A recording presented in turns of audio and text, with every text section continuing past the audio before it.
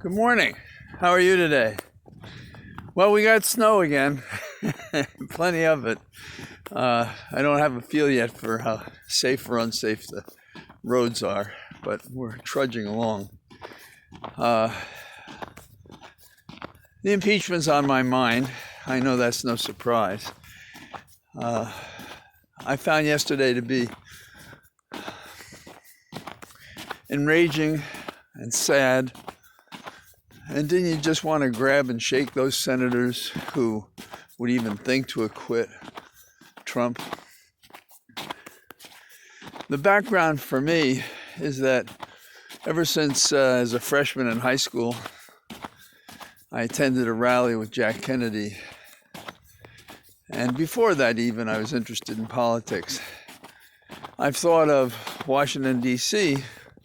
and these buildings that they're calling sacred, and they're not, but they're a significant symbol of democracy and what we've achieved, even with their imperfections. And so, like a lot of kids, I came down in high school and saw these buildings and took too many pictures. And I had a summer job while I was in law school with the administrative conference, and I took lots of pictures of the Capitol at night.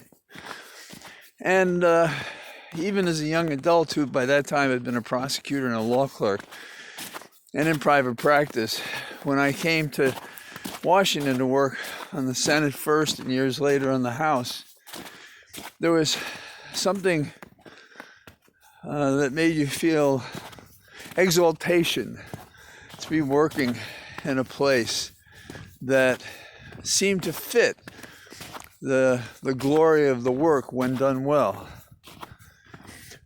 And I'd given tours of the Capitol myself over the years, enjoying it because I always enjoyed the questions people had. And the Statuary Hall, you'd always get a lot of questions because that was the old House chambers. And John Quincy Adams could sit with his head close to his desk on one side of the room when the Congress was there. And because of the shape of the room, the parabola, he could hear what they were saying at the other end of the room.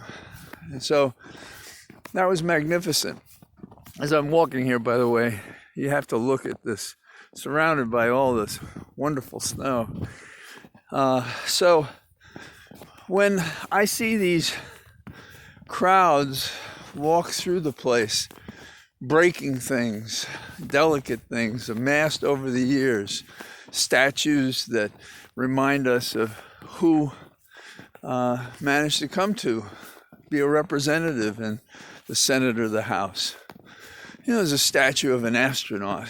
We have, and it was an issue, statues commending the history of blacks. We have statues for women.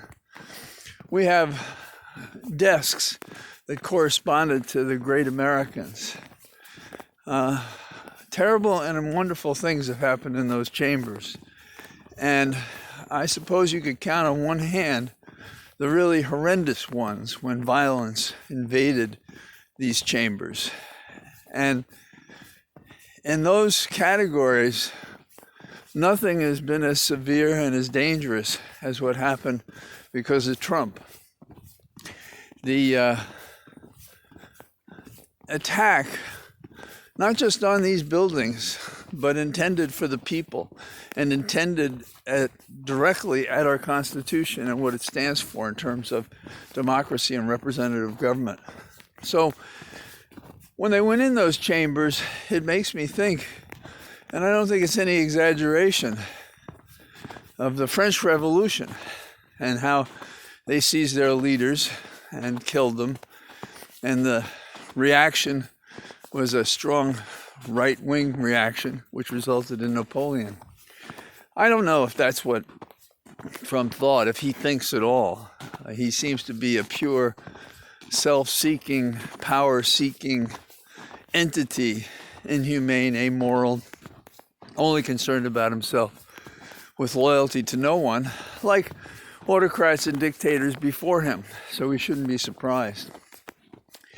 The sadness, of course, is that some Republicans, Lindsey Graham heading the list, are entirely deaf to what we observed, what the proof shows, what the circumstances are. Some may not understand that one of the reasons to put this thing in historic context, meaning the 70, 80 days or the entire term of Trump's administration, is to understand how his intent cannot be innocent.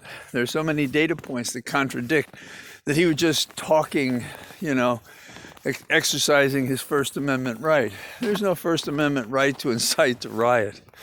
And there's nothing that compares in our history with what Trump did over this period of time. If you think about it, all the offenses against Trump are about him interfering in the election. The 2016 election, the effort with Ukraine, and finally anticipating he was going to lose because he was right about Biden being the most dangerous opponent that he could have in the primary. So we have to keep that in mind. That's them clearing the road that I'm walking on. So the trial is going to go forward.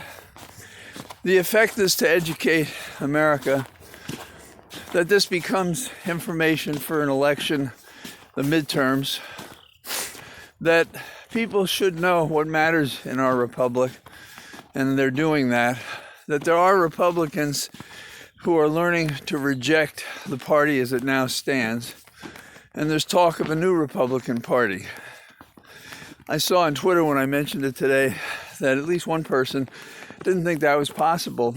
Well, it's certainly not certain, but it is possible. There have been so many Americans who've done the right thing in difficult times to resist Trump. Otherwise, we wouldn't even be here. We wouldn't be having this discussion. We'd already have dictator Trump in place. So we have to keep that in mind. So I look forward to the next couple of days to see how the trial goes.